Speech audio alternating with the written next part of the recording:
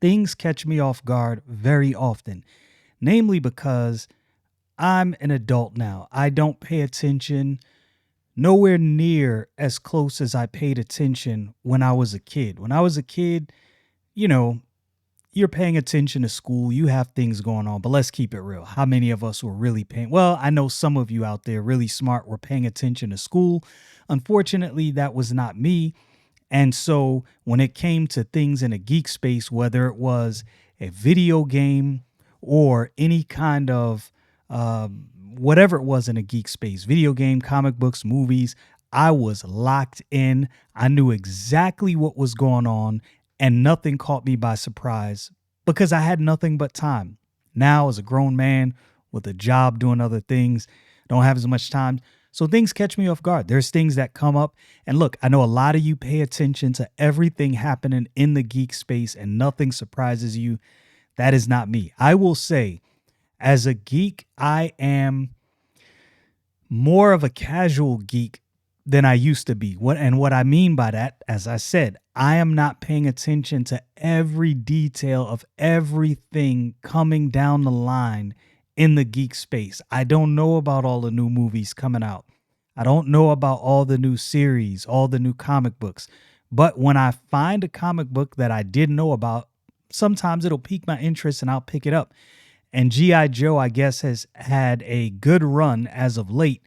And one of the newest things in that run is this book right here, Scarlet. Now, I bought Scarlett #1 and Scarlett #2, but I only read this one. I liked what I read. And I think so much attention gets focused on Marvel and DC that we forget there's other content houses that are still creating great books, even though Marvel and DC may be fizzled and may not have the sparkle that they had at one point. This is put out by Image Comics. The writer is Kelly Thompson. The artist is Marco Ferrari. Good art. It's one of those books that I'm not gonna lie. The cover didn't necessarily grab my attention. Like it didn't like pull me out of my seat. But I thought when I saw this looks interesting. This looks like something I might want to read. G.I. Joe, secret agent, assassin, that kind of stuff. I like it. I like it a lot. So the plot was good. I felt that the art was very satisfactory. A lot of times, this is the thing that is my major hang up with a lot of new books is I will see some of these artists, and though they're good, I'm like, man, maybe you need a little more practice before you get a major title, before you're thrust into the attention of readers. But this I thought was really good. I don't know much about Kelly Thompson or Marco Ferrari. Some of you out there may be very familiar with their work. I am not, but from what I read so far, I enjoyed it. I believe what we're seeing is people returning to just telling good stories. And that's what this was. This was a good story. So you know how I do. I'm going to go to comicbookroundup.com and we're going to get the best review and a worst review. Best review is a 10. The worst review is a 6.8. And we're going to see what we think.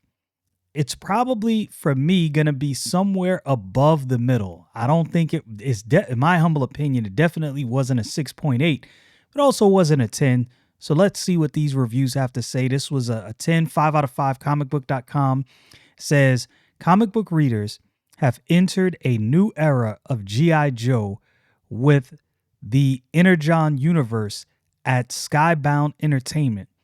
And that world is set to expand once again. Following Duke and Cobra Commander, it's time to shine a spotlight on another iconic Joe character in Scarlet. With an all-star team of writer Kelly Thompson and artist Marco Ferrari, colorist Lee Logridge, the letterer Russ Wooten, at the helm. Much like those earlier series, Scarlet maintains its focus on the core character while fleshing out their world and crafting a captivating spy thriller unto itself that results in a brilliant encapsulation of who Scarlett is as both a soldier and human being. And it's a depiction that should win new and longtime fans alike. I think I think this was a good review, although I don't believe the book gets a 5 out of 5. It's not there's certain books throughout comic book history that when you read these books, you instinctively know this is a hit right out the gate. Everyone is going to love this. I'm not saying people aren't going to love this book, but I don't think everyone is going to love this book. You have to I'm not going to say you have to be into GI Joe, but to some degree GI Joe has to be something that you're interested in to some degree and something that you appreciate. I grew up on GI Joe. So when I saw the title, it immediately caught my eye. It's G.I. Joe is probably one of the most iconic cartoons, up there with Transformers, Johnny Quest, and a lot of those cartoons. I know some of those you probably don't like, the Jetsons. I could name a few. I could go on and on about these cartoons, but G.I. Joe was an integral part of my childhood in the 80s, the I would say the mid to late 80s and early 90s. Wow, these cartoons were it. They were life. G.I. Joe, Transformers, Thundercats, He-Man, Teenage Mutant Ninja Turtles, DuckTales, Tailspin, Chip and Dale's Rescue Rangers. These were things that dominated that space, and they were great cartoons. So to see this comic book, I was like, okay, I got to give this a chance. And I was thoroughly impressed. I like the world building. Again, this goes back to something I've been saying in my videos talking about other comic books like the Ultimate Universe. When you have a comic book that has slowed down, that is taking its time to flush out a universe, build out a universe for you to learn about and know, man, this is something that I enjoy. I think many people miss the point when they try to, or when they want comic books to rush into a major story. Like I have to have this story right now. You have to flush this thing out and you have to show me exactly what I want to see, and it has to be now. I don't really take that view or that position. I'm good with you taking your time and methodically building out a comic book universe as long as it's entertaining and as long as I can see a light at the end of the tunnel. I think this book did exactly that. It felt more like watching a spy thriller than it did reading a comic book, which I enjoyed. Okay, so now we're going to read the worst review and see why this got such a bad review from this person right here. So let's see what he has to say. Plot analysis. Continuing Skybound's expansion of the interconnected Energon universe, Kelly Thompson arrives with a 4-part tale showcasing one of G.I. Joe's most popular spies. Does this first issue hold up to the nearly universal success of the rest of the Energon titles? It's too soon to tell. And I haven't read. I wonder if Void Rivals is Void Rivals part of that Energon. I don't know. I don't know if Void Rivals is part of that. Void Rivals is a good book. I need to can get back on that train and continue reading that series because I kind of dropped off. Like I said, I get busy. I'll start a series, won't necessarily continue, forget about it. I don't know how I forgot about Void Rivals. That one is actually pretty good. Scarlett Number 1 begins with a titular character parachuting into the waters outside a small resort in Monaco. And that's why I said this was like a James Bond-esque spy thriller. And it really, in that respect, it was riveting and really got your attention and kept you involved and engaged in the story. Says stowing, her gear on the beach and changing into a fetching mini dress, Scarlett blends right into the party with tactical support providing remote support to her cleverly hidden earpiece. And I'm gonna go down to the conclusion because I want to know why they gave it such a bad review. I believe in some comic books there's an avoidance of really what sells, right? And let's keep it real. Scarlet is an attractive spy, and that's how they sell her. And it's a believable character. Let's put it that way.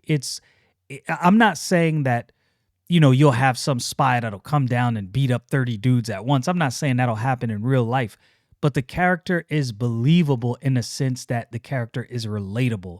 That's what I like. So here's the final thoughts from this reviewer. It says Scarlett Number 1 gives G.I. Joe's most popular super spy, a mission to save her long lost friend from a ruthless clan. Thompson's script moves well and captures Scarlett's courageous personality, but the setup is generic spy fodder, lacks any clear connection to G.I. Joe in the interconnected Energon universe, and delivers just average art. Now, I will give this reviewer this. I won't say the art is average. I will say the art is good. And I think we have all been in the comic book space maybe a little jaded from some of the more, let's say, top tier artists. Maybe that has given us some rose-colored glasses isn't what I'm looking for. Maybe it's given us some, I don't know. I don't even know what to put in its place. I'm not going to try to make anything up, but I think maybe we are a little jaded. If you grew up in an era, or if you read comic books and every comic book artist that you follow is a phenomenal artist, then if you get somebody who's a really decent artist, it might throw you off. You might look at it and go, oh, this is kind of jarring. This is not the expert art of this other person. But it doesn't have to be expert. All I expect is good, believable art. This book has good, believable art. It's reminiscent to me to the art that you see from Chiquetto in Ultimate Spider-Man. It's reminiscent of that art. It's good. It is very good for the story, very good for the flow of the story and the panels. It all works for me. So I wouldn't give this necessarily the bad review that it got on that website. I think that website gave it a 6.8. I'm going to say Scarlett Number 1 is a solid 7. I'd say 7.9. I think if you are going into the comic book store and you're looking for something new and you don't know what to get and you just think to yourself, man, I just want something that I can enjoy, I'm going to tell you, pick up Scarlett. I do not believe you would be disappointed.